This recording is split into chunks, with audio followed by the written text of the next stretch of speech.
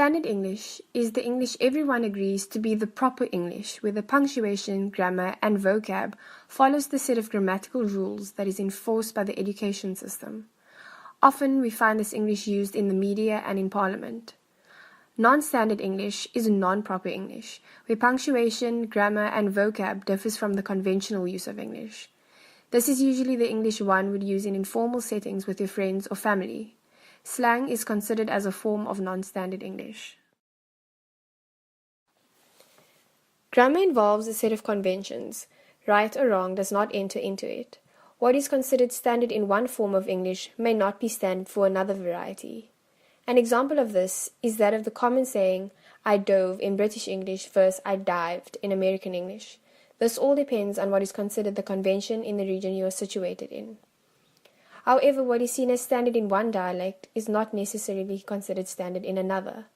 Dialect is a variety of language that is socially, culturally, and geographically specific.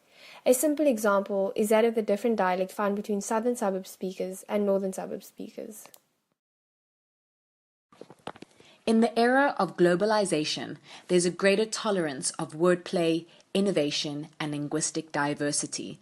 Local varieties and local standards with striking differences still exist, but the influence of a globalizing international English is also increasing. An example of this is the McDonald's slogan, I'm loving it. People whose mother tongue was not English initially felt as if they were being mocked or criticized by advertisers for their variety of English. However, now people all over the world see this as a normal construction, a catchy slogan, and not a play on language. A linguist, Sir David Crystal, who is well educated in language, holds an opinion that this reconstruction could easily become part of a new world standard English. What's interesting is that young middle-class Indians and blacks with somewhat status in South Africa avoid this reconstruction, so it's not yet a candidate for inclusion in standard South African English. But this might change in the long run. A common grammatical construction lending an Africanness to our public and parliament discourse is the people. They are tired of waiting for change. The they serves the role of emphasis, which is not favored by young, educated, middle-class South Africans. An example of a common construction to some variations of South African English is the use of unstressed do. Children in Cape Town often say things like, we did go to the beach, without any stress on did or even on the verb go. However, there is a grammatical difference between the unstressed we did play on the beach and the standard past tense we played on the beach.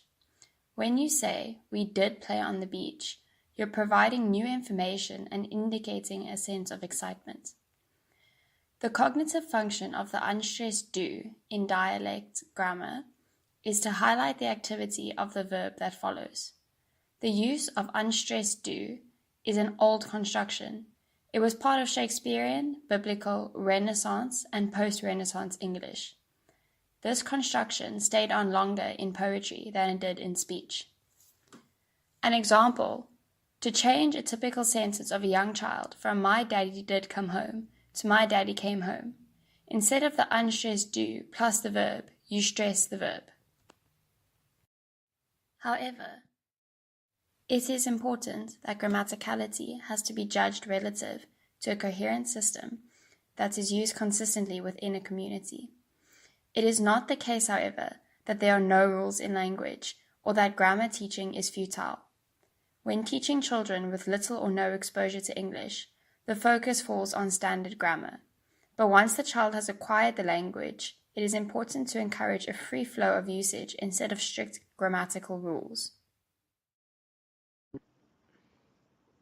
Written versus spoken language. Linguists are particularly serious about the importance of a speaker's native dialect because they are fluent and have a great understanding of their native dialect. The linguist characterizing the grammar of a dialect is interested in how it is organized in the mind.